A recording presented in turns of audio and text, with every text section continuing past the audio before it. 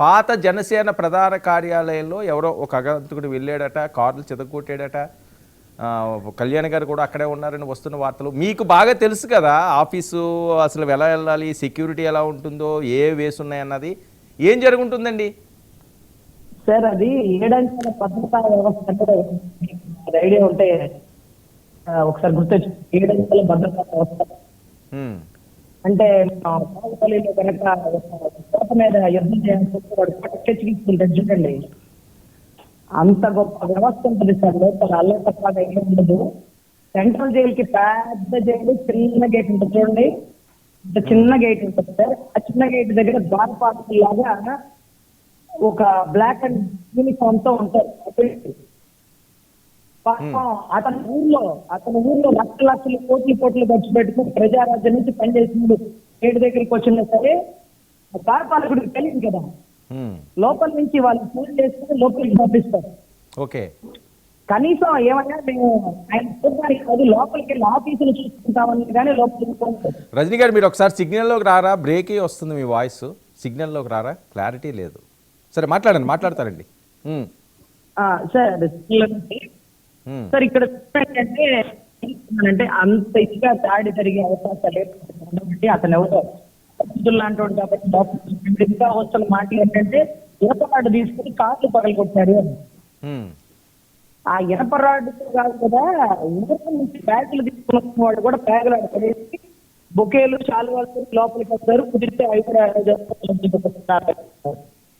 So ఇనపరాడు తీసుకుని ఒక మనిషి అగంతకుడు లోపలికి వెళ్ళిన సినిమా బయోస్కోప్లు అక్కడ ఏమి ఉండదండి. అయినా కార్లు పెట్టే ప్రదేశం సపరేట్ గా ఉంటుందండి. ఓకే, అసలు ఆ కార్లు పెట్టే ప్రదేశానికి గవర్నమెంట్ ఎంప్లాయీస్ బౌన్సర్లు తప్ప అసలు మాలాంటి కూడా అంటే ఏ స్థాయిలో ఉన్న వాళ్ళు వేసి పోకూడదు.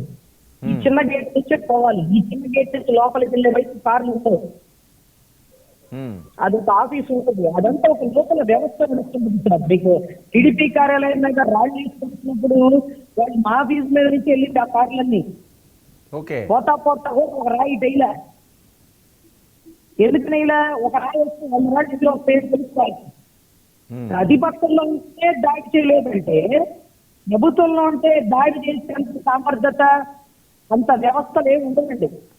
ఎవరో ఫోటో కూడా చూస్తే అమాయకుడుగా ఉన్నాడు, లేకపోతే మెంటల్ డిజార్డర్, లేకపోతే వచ్చినాడు.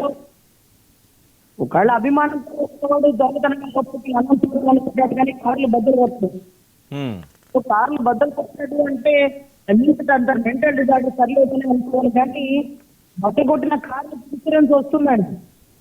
ఇంకొకటి, ఆయన దాకా చేరుకోవాలన్న నాయకుడే లేడు. ఎందుకంటే ఎమ్మెల్యే చెప్తున్నా మీరు చెప్తున్న బుల్లిశెట్టి శ్రీనివాస్ గారు కూడా అపాయింట్మెంట్ లేకుండా ఒక రోజు చెప్పకుండా ఓఎస్డీ పర్మిషన్ లేకుండా ఆయన కూడా పోలేరు. మీరు ఏకంగా కాన్ఫిడెన్స్ అక్కడ విడిపోతే అనే మాట తీసుకున్నట్లు.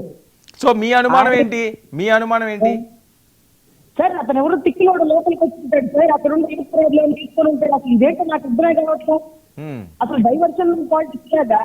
ఇప్పుడు ఆయేషా మీద ఆయేషా మీదకి సంబంధించిన డెడ్ బాడీ ఎన్నికలు వాళ్ళ విజయవాడ కోర్టులో ఇచ్చారు. ఆ తల్లి బాగా ఏడుస్తూ శ్మశాన వాటికలో మళ్ళీ కాదండి. సరే కాదు. ఇప్పుడు డైవర్షన్ పాలిటిక్స్ కి ఏముంది? జరగలేదా? కార్లు చెదగలేదా? దాని డైవర్షన్ ఏముంటది? ఎవరన్నా కావాలని కొట్టించారంటారా ఏంటి జనసేన వాళ్ళు? మీరు సార్ దాడి జరిగింది, దాన్ని హైలైట్ చేసుకోవాల్సిన హైలైట్ అన్నది అక్కడ పవన్ కళ్యాణ్ ఆఫీస్ మీదండి. ఎవరో ఒక చిన్న వాళ్ళు అనుకోండి, అంత డైవర్ట్ అవ్వదు. ఇప్పుడు మీరు మాట్లాడినా ఇంకొకరు మాట్లాడినా అక్కడ ఉన్నది పవన్ కళ్యాణ్. ఒకవేళ ఏదైనా జరగడానికి జరిగితే పవన్ కళ్యాణ్కి పరిస్థితి ఎలా ఉంటుందో మీకు తెలియదా? సార్ ఆయన అరెస్ట్ చేసే పరిస్థితి ప్రతిపక్షంలో లేదు అంటే మీకు మైండ్కి ఎక్కుతుందా? ఏంటి అరెస్ట్? ఎక్కుతుందా? ఓడిపోయినోడు ఒక జీబులో వస్తుంటే ఒక్కళ్ళంటే ఒక్కళ్ళు తాకలేకపోయారు. అర్థం కావట్లేదు, మీ వాయిస్ అర్థం కావట్లేదండి. రజనీ గారు మీ వాయిస్ బ్రేక్ అవుతున్నది. సిగ్నల్లోకి వచ్చి మాట్లాడండి ప్లీజ్. ఏం అర్థం కావట్లేదు. ప్రతిపక్షంలో ఉన్నప్పుడే దాడి జరగలేదు అంటే మీరు ప్రభుత్వంలో ఉండగా మీరు ఎందుకు సార్ ఊహాజనకాలు చేస్తారు?